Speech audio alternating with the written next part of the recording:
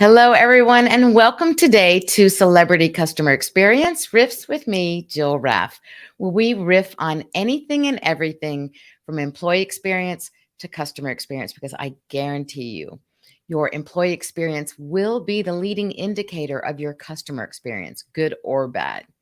Thank you so much for investing your time, spending some time with me and my fabulous guest today.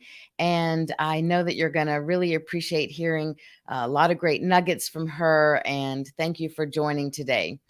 Um, and I will start right away and bring Shay on to join us.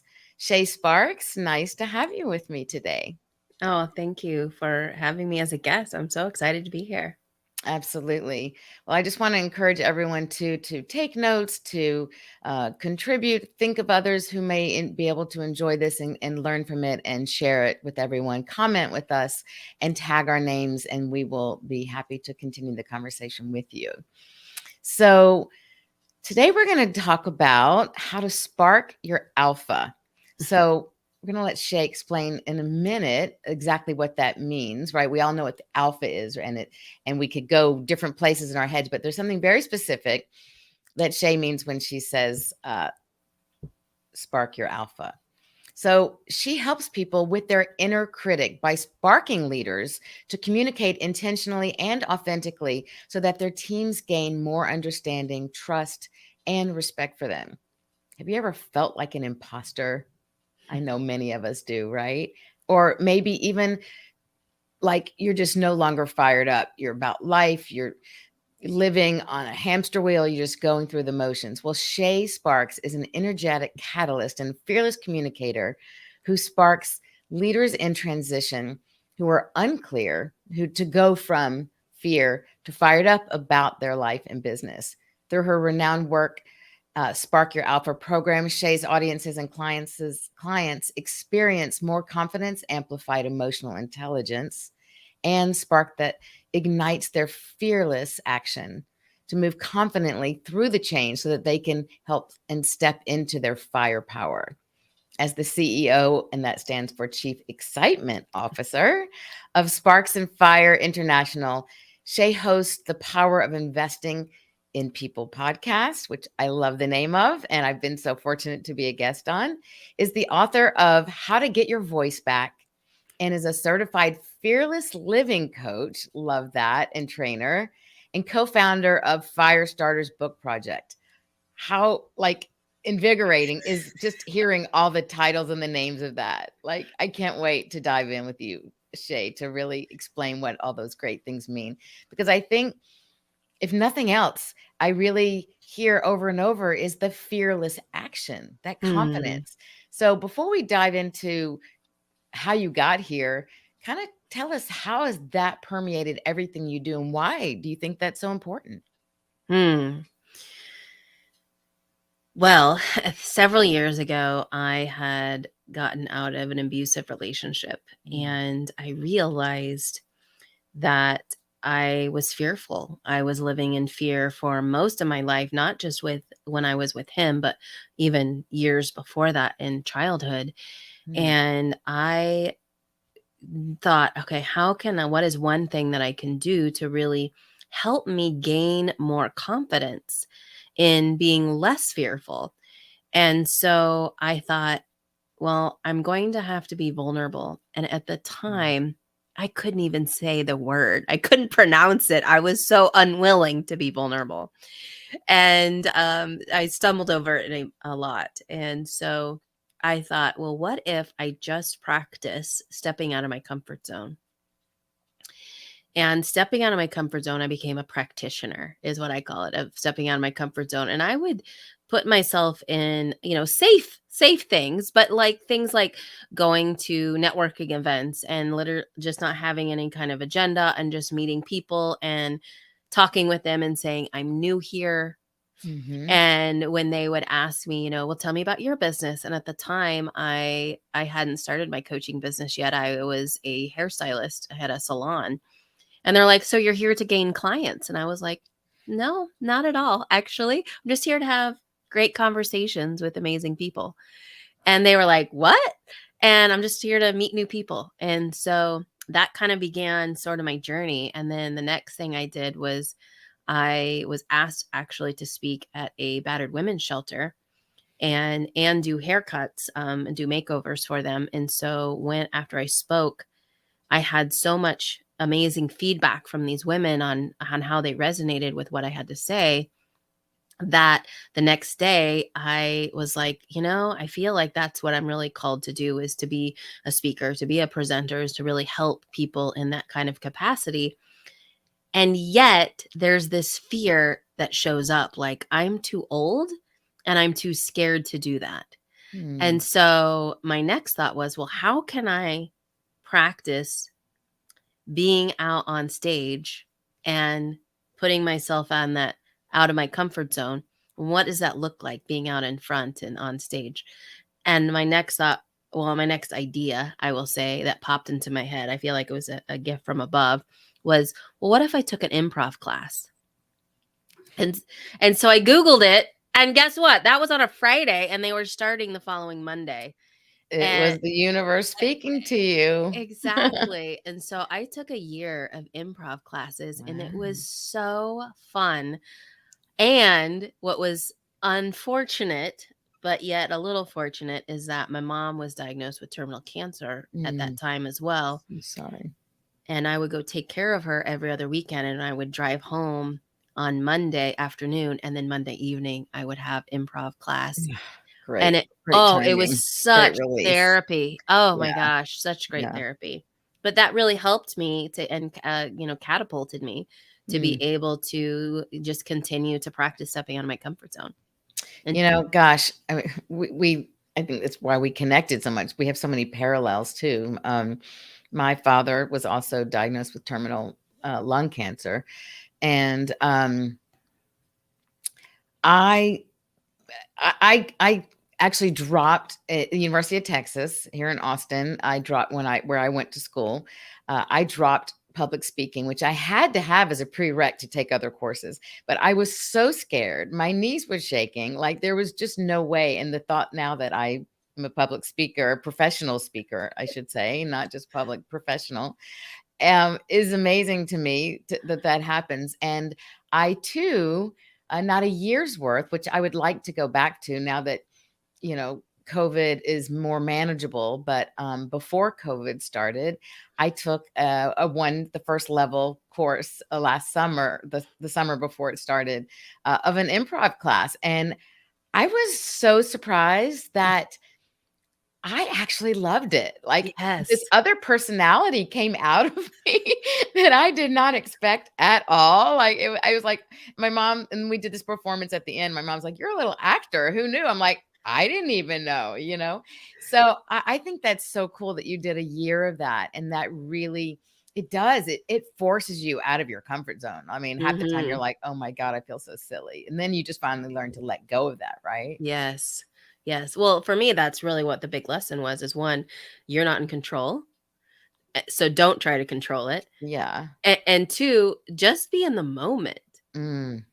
and just go with it. Go with whatever is showing up. Just go with it. And it was like, that was huge for me, because I didn't realize how much of a controlling, I wouldn't say controlling personality, but how I wanted things to be in my control. Mhm. And they do something that, as you will probably remember from level 1 in improv, is that they have this thing called yes and. Mhm. Love, So yes, and. right, so it's really about agreeing and finding the thing that you like about what they're saying. And in business, I just feel like how cool it is to be able to use that as well, to agree with them and then find the one thing that makes that even better, right? And talk Yes, about that. I think it's something even before improv that I learned from one of the business coaches that I've worked with is, yes, she always says yes and, or you ask a question, is this and that, and she always says, well, yes and. And I think I'm glad you brought that up because that's a really great communication tool, Mm, a yes. strategy to have at business as a leader, or you don't even have to be a leader, but certainly as a leader, so that people feel heard. So they're like, yes, I hear what you're saying. You have shown me this, that, and the other. And what about maybe this. And so it helps people broaden the way they think and validates them at the same time, which will make for a more connected, unified workforce. Mm-hmm. Yes, I have heard that when you're in written form and you put the word but, because a lot of people will Hmm. say yes, but.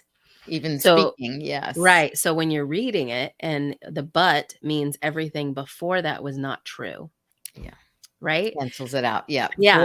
Voids that. It's like, I'm sorry, but I'm like, no, no, no, there's no but, right? Right. It's a I'm sorry and. Either you Yeah. are or you aren't. But you're right. It negates anything prior. That's such a great, great lesson. Yeah. Yeah, and Thank even in being a fearless living coach, that's one of the things we learned to clean up our language is to remove the word but from our language and really Mhm. focus on saying and. There is no but, it's an and. That's one I use a lot at home. Mhm. Yeah. Yeah. Absolutely. I love it. Well, so I mean, throughout your, starting out, it's great because you actually gave us a bit of your backstory anyway, that you started out, working as in a hair salon. And, you certainly have a lot of communication experiences from that because as we all know, right, that you also end up being kind of the psychologist or psychiatrist, or well, you wouldn't be doing meds, right? Psychologist or therapist for your clients. And so you learn to really, besides how to communicate speaking, I would imagine you're really learning how to listen Mm. and to really, just not just hear what people are saying, but really listen to what they're saying. How important is that? Uh, it's like a skill that is untapped. People don't talk Mm, about listening as a skill enough, I believe.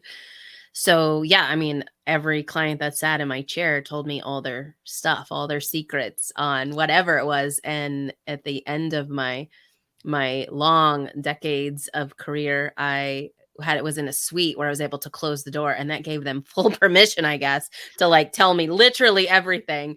And so and what's so great is that, I was able to listen, but then, as my coaching grew, I was able to really dive in and ask them better questions.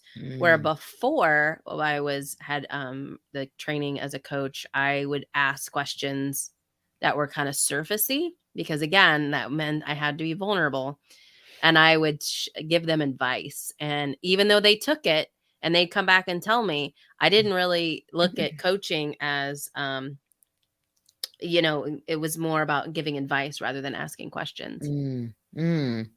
Wow, what an important distinction. Can you say that again? That's really important. I want to make sure everyone hears that. Yeah. So coaching to me is really about asking questions and giving advice is more about consulting. Yes, and I think that applies also in, in the workplace, that as leaders, it is important to ask the right questions for Mm. sure. And sometimes people just need to be heard. So it's not Yes. always about even giving that advice, right? Maybe sometimes people just need to hash out an idea or a thought with you, and it's a way to do that. But there is a definite distinction beyond the coaching and consulting terminology, I think, just in terms of basic communication, of really not just hearing someone mention something that's going on in their life, and then there you are, before you know it's like a water spout just spewing all this stuff at them, before you've really thought, quietly, and asked a few poignant questions, and then just zipped it to really hear what they have to say. And I think, from an employee experience, an EX perspective, or employee EX to CX, which is my brand, I think you have to start doing that inside with your employees, Mm. and that they're your front facing, strongest assets, because they are hearing what your customers want, what they like, what they don't like, what are they saying. You're getting that insight that otherwise you would never be privy to. Mm. And so when you start doing that, asking questions, really listening what their experience is, you're going to be learning as well about what your end customer wants and listens to. And, it's like you heard an earful from every customer, probably not just about what's going on in their personal life, but I'm guessing if you were in a studio Mhm. of other people, you probably heard some what we saw fetching or bitching about, about other things going on there that could be fixed and make the business and customer experience better. Oh, absolutely. In fact, one of the things that I really paid attention to is I was so blessed to have many, I would say, high level executives in the corporate world. And one of the things I would always love to talk to them was about their role and who they were as a leader. And I found that, and this is one of the things I coach people with is leaders to have intentional communication. Mm, And there's leaders who will, tell you what to do and then expect you to get the deadline done, and then that's it. And then the team is left with questions that there might be afraid to ask. So there's some fear that might show up mm, when to ask for clarity. And so it might be they might be having their own story go on in their head, like, I'm not smart enough. They're going to think I'm not smart enough. They're going to think I'm mhm, weak if I mm. ask a question, or everyone else is going to think I'm weak cuz I'm the only one asking a question. No one else is raising their hand, right? In fact, that shows their strength to be able to do Exactly, that. right, Yeah. exactly. Or they're gonna think I'm stupid, or Mhm, that I'm not qualified to do my job. And so when you take that responsibility off of the team and focus on the leader, and the leader can focus on intentionally mm. communicating, of saying, this is the task that needs to be done. Here is the deadline. Who has the first question?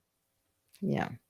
Yeah, I That love that. opens up that dialogue. There's that yes and that opening, that opportunity to get that engagement of conversation going, and it becomes a dialogue rather than a demand. Mhm. Absolutely. So I'm curious what you are seeing currently, pressing problems that's happening right now in the workplace and in the market that led you to do the work that you're doing now around this. I know your own personal story, but like what do you see as pressing problems right now that need to be addressed?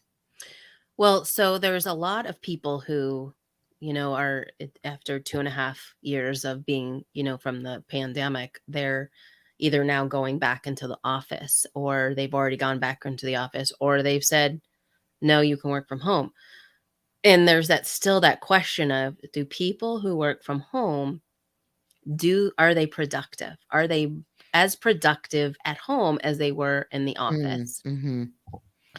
And, I believe that it comes from building trust with your team, Yes, right? I Trust and agree. respect and communication. And it boils down to, okay, where do you see that you might not be as productive? So how can we hold accountability for that? Mm, And make it, again, a dialogue rather than a demand. And I found that, talking with one of my clients, he was a executive on an international law firm, and he said, my assistant is running to Lowe's in the middle of her workday. And I said, but would it be okay if she worked, she started work at 6 a.m. when she got up, and, put it away at, 9 p.m., and took like maybe a 2 hour gap in the middle of her day to go run that errand? Is that okay? And he was like, oh, I hadn't thought about that. yeah. Because his mindset was so, I will say, outdated, where it was more like, 8 to 5, you have to be there, you have to be at your Mhm. desk. Right. You can take a lunch, but you should probably eat it at your desk. Kind of, Yeah. that old school mentality.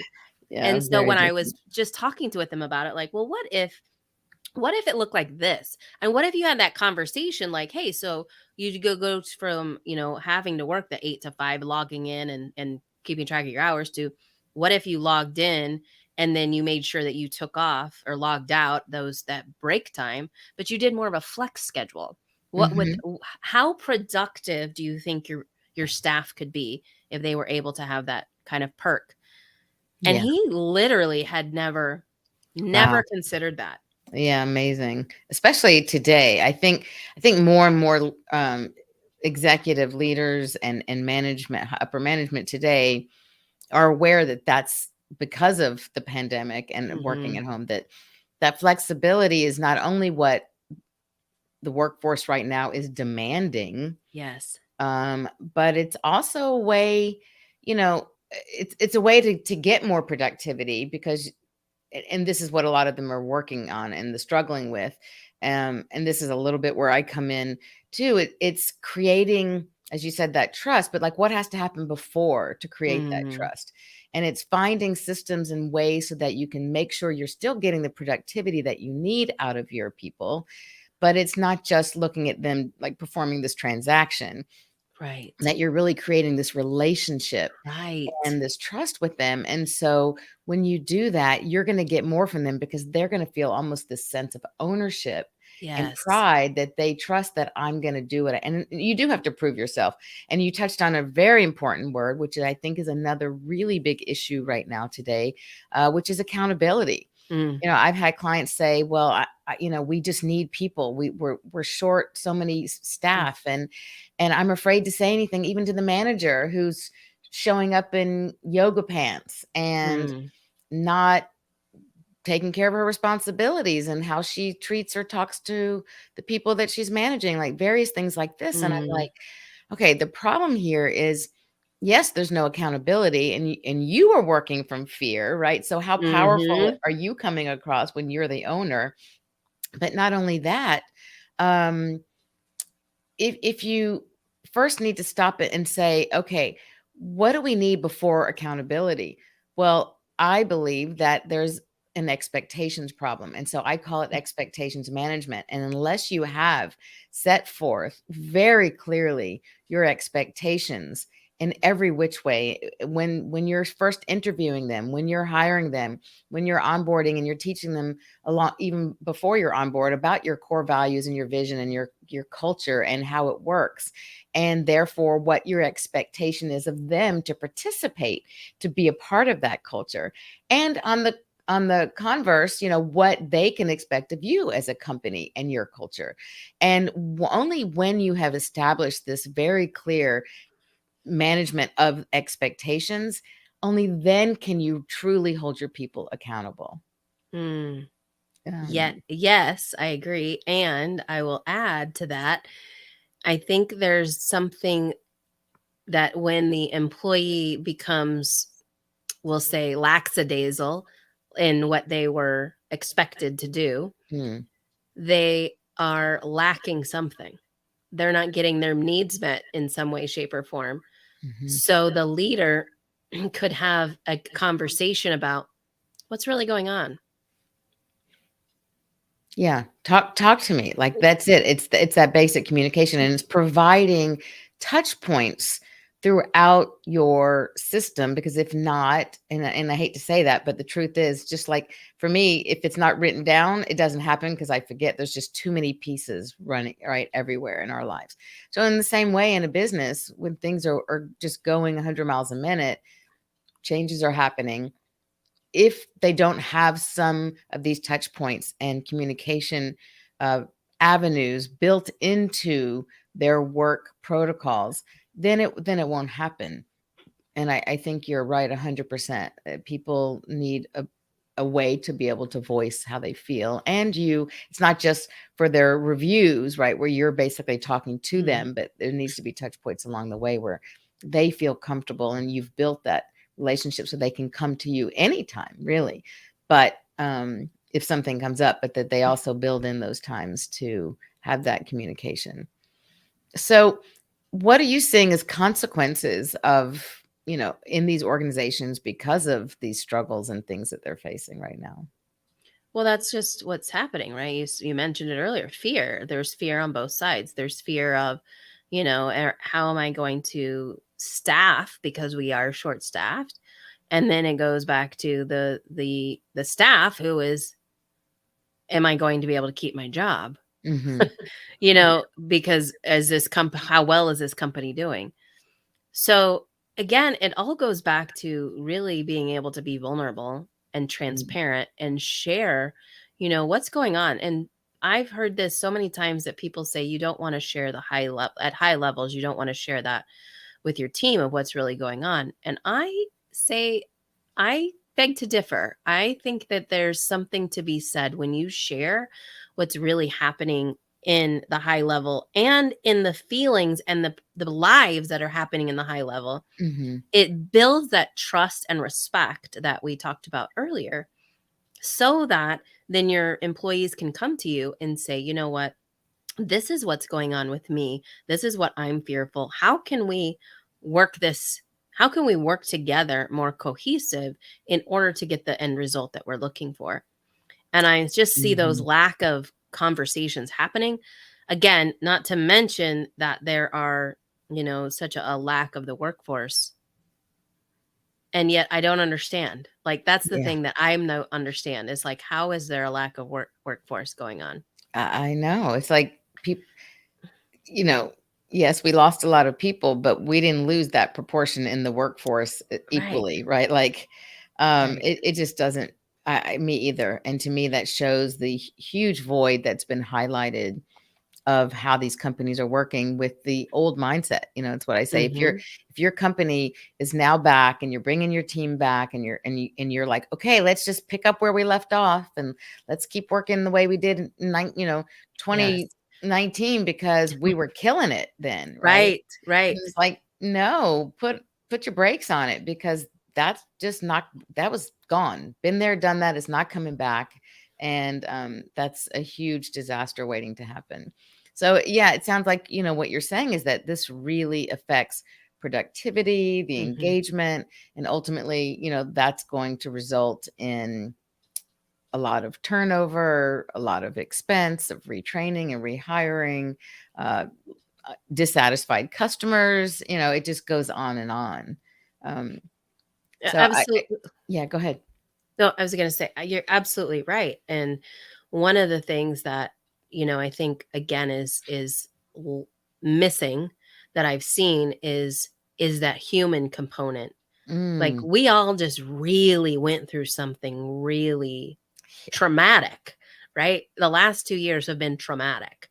huge. And so what if we took a stance, the leaders took a stance from empathy, Oh, and my really favorite word. and was really able to tap into, again, what's really going on with that person, and then just take it a step further of what would make work here for you more meaningful. Mm, imagine that, right? Right? And I got chills just saying that out loud, because I just feel like in order to retain and engage in our employees, now leaders have to take this a step further. They don't Mhm, just have to give them benefits and a great salary. right. No, no, we actually have to now build this community inside the company and be able to find out what's meaningful to them and then react to that and take action around Yeah, that, those meaningful purpose.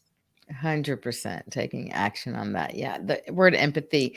So I have kind of a foundation of my proprietary process that I use when I work with people. And the foundation is my E3 plus one principle and recipe, really, is the way I call it, Mhm. because, it's educate, engage, and entrust are the three E's, but the plus one is the most important ingredient. And that extra E is for empathy. And I hear, and I was going to ask you, and I think maybe you just answered it, but you tell me if this is what you would say. But I was going to ask you, basically, what would be one key strategy or approach or that's very practical that people could take away right now as we're starting to get close to our time. What would you say is the approach and the best way to others can learn practical strategies? What would be one thing that they could take away and implement now? Mm. Well, it's kind of a twofer. I'm gonna say practice empathy while having meaningful, purposeful conversations around work. Mm, mhm. Yeah. And I love that. Can you give an example for people who are like, okay, I get it theoretically, but like, what would that look like? What does that mean? Yeah. So let's just say we're gonna take a leader and a team member of some sort, and put yourself in that team member's shoes. Mhm. Okay, so for an instance, we're going to take it back to improv. So in improv, they do what's called a character walk, right? So you walk around and you get into character. How does this person dress? How does this person, how do they look like? What is their walk? What is their strut? Maybe their posture, how do they hold themselves in the world? Mhm. So as a leader, now you have to kind of do that character walk and put yourself in your team's shoes. So Mhm. who is this person? Are they a single parent? Do they have young children? Do they have, are they at the stage of empty nesting? And kind of get into that posture of what that would look like. Maybe it's an age thing, maybe it's a disability thing, and really practice empathy. And then when we practice that and we practice empathy, we almost take it out of our heads as an ethereal theory, Mm. and we literally tap into muscle memory. We tap into our bodies. We tap into our heart. So we're able to Yeah. connect with empathy more. And then we're Mm. able to hear on a different level than what we would have been, because now we're hearing to understand rather than listening to respond. Mhm. Mhm. So then when we do that, we can then start to have that conversation of, tell me why you like to work here. Tell me why you don't like to work here. What would make your work here more meaningful? So let's just pretend that this person might be a single parent and their child has autism. Imagine that you didn't know that, but they said, "Well, my child has autism, and it would be more Mm. meaningful if we did fundraisers around autism." I mean, I don't know about anyone listening, but I know me, I would be like, yes, let's just do, a walk for autism, or, get some engagement of teamwork, or a bowling night and raise money for it. And then you're like, and you say, I want to put you the head of that. And that person might be like, I don't want to be the head of that. But the thing is that they're already a leader. I Yeah. believe everyone's a leader. So Yeah. now you're building that trust because you're instilling in them, having them lead something. You're giving them purpose. You're making it work meaningful, and they show that you cared. And you're showing that you believe in them, and there's nothing more Yes. powerful and people grow from having others believe in them sometimes more than they know that they're capable of themselves. And when someone else breathes that Yes. belief in you, and then you perform and you do it, and it's like all of a sudden this pride, and it was like, oh my gosh. And then there's that growth. And Yes. that's what's missing in so many companies. People want to grow. They want to have that belief and that trust in them, and to learn and experience new things. So, wow, you touched on so many fabulous, fabulous Mm. things. And all of that is so crucial and so important. So thank you for highlighting all of that, because I do think you're right. That's empathy, all of those things. It's not just a concept or idea.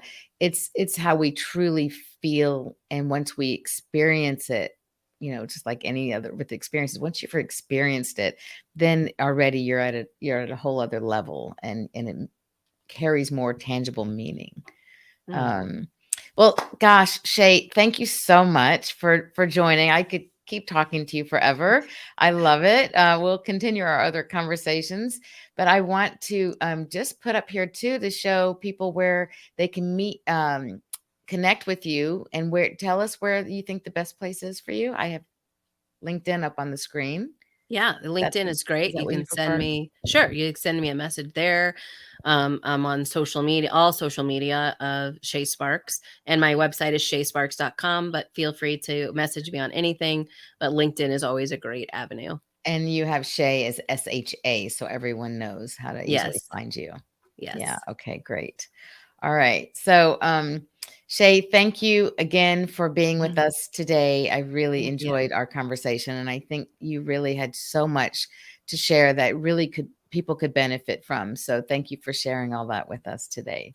Oh, thank you for having me. I'm honored to be here. My pleasure. Thanks so much. So, wow, so much, so much. I'm sure you need time to process. I hope you took notes. We do have a replay that this will continue to live on in LinkedIn, Facebook, and YouTube. So please do go back and listen and write down some of these nuggets. write down some of these ideas that you can implement immediately now today in your business, regardless of where you are. Shay said something else that I believe so strongly in, is that we're all leaders. I think leadership needs to instill in their people and make them recognize that we're all leaders at every single level, and build them up as leaders at every level. So, another great thing that we're in alignment with on just actually everything, as a matter of fact. So, such a treat, and so many great things. I hope you love it. Please comment, tag us along the way. Any questions or any comments that you want, we would love to continue the conversation with you there through the comment section where this is airing. And thank you again for joining, and we will see you another week on Celebrity Customer Experience. Thanks for joining.